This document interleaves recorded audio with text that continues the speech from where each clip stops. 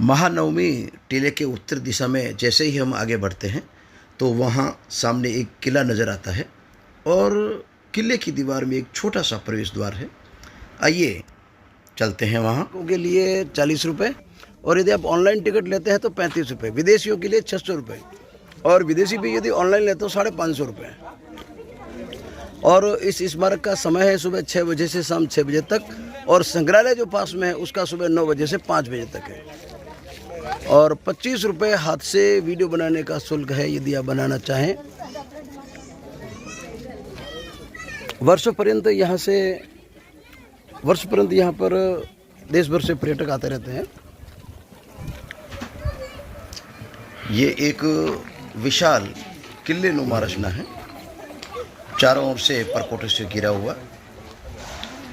और आइए हमने टिकट 40 रुपये का एक टिकट और टिकट के बाद 40 रुपये की टिकट है। और आइए इस किले में प्रवेश करते हैं, एक छोटा सा प्रवेश द्वार है। और जैसे ही हम अंदर प्रवेश करते हैं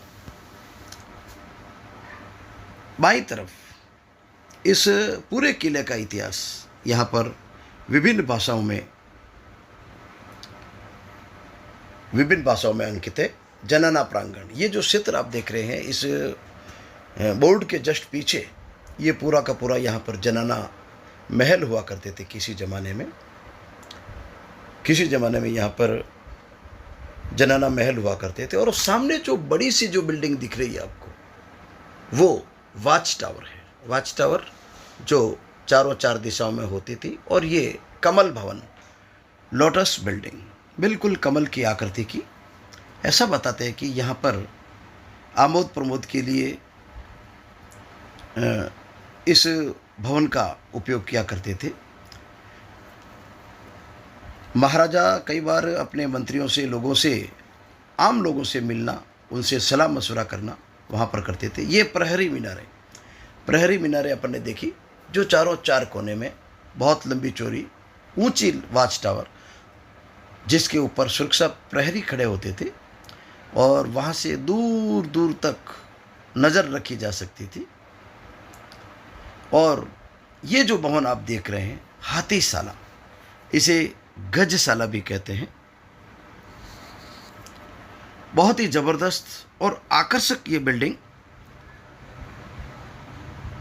इस बिल्डिंग में कुल 11 कमरे हैं और सभी कमरे एक दूसरे से जुड़े हुए, यानी बीच में से इनके एक से दूसरे में जाने के दरवाजे बने हुए हैं, रास्ते बने हुए हैं।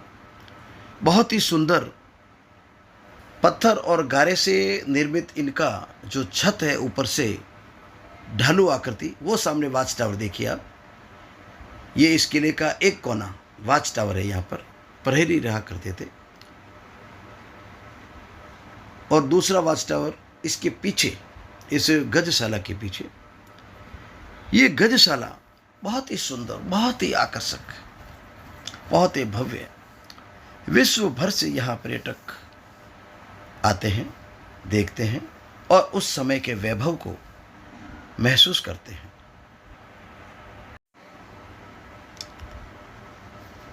गजशाला के उत्तर में ये एक छोटा सा भवन है, जिसके बीच में चारों ओर कक्ष बने हुए, गैलरी नुमा कक्ष बने हुए, और बीच में बिल्कुल खाली जगह है। ऐसा बताते हैं कि यहाँ पर जो पहरेदार होते थे, वाच टावर में जो रहने वाले थे, उनके आवास की व्यवस्था थी। वर्तमान में यहाँ पर एक संग्रहालय है। इस पूरे परिक्षेत्र से, जो 30 किलोमीटर की परिधि में फैला हुआ है, इस पूरे परिक्षेत्र से जितनी भी बेशकीमती मूर्तियाँ, विभिन्न देवी देवता और विभिन्न प्रकार की जो मूर्तियाँ निकली है, उन्हें बहुत ही करीनी से सजा कर रखा गया है। उनका इतिहास भी यहाँ पर उसके साथ ही अंकित है। नाग देवता,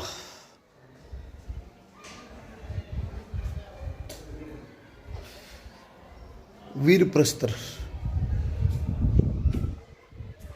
वीरभद्र,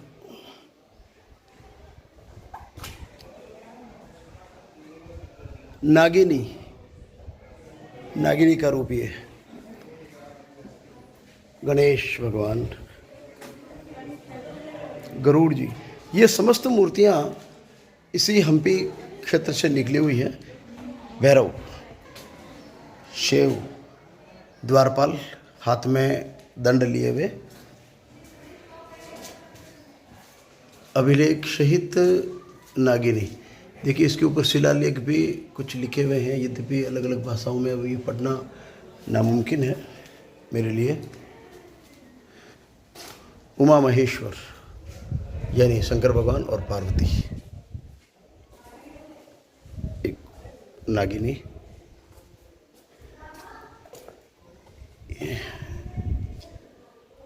ये आखेट का दृश्य है, देखिए अब शिकार आखेट का दृश्य है। और ये इधर श्रवण कुमार अपने माता पिता को जंगल में तीर्थाटन के लिए ले जाते हुए, और संभवतः ये उसी समय का तीर्थ सागर में विश्रामरत अनंत शयन पद्मनाभ स्वामी की जब जस्ट वैसी ही मूर्ति थी। गरुड़ है, आई गरुड़, डोकरा नहीं है पर गरुड़।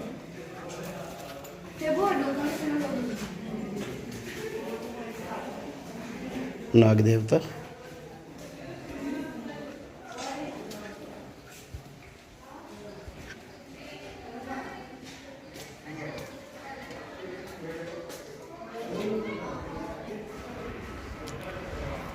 तो साथियों जब भी आप बेंगलोर टूर पे आएँ, दक्षिण भारत के पर्यटन पर आएँ, तो बेंगलोर से 350 किलोमीटर की दूरी पर, यानी बेंगलोर से 350 किलोमीटर पहले ये हम्पी क्षेत्र है।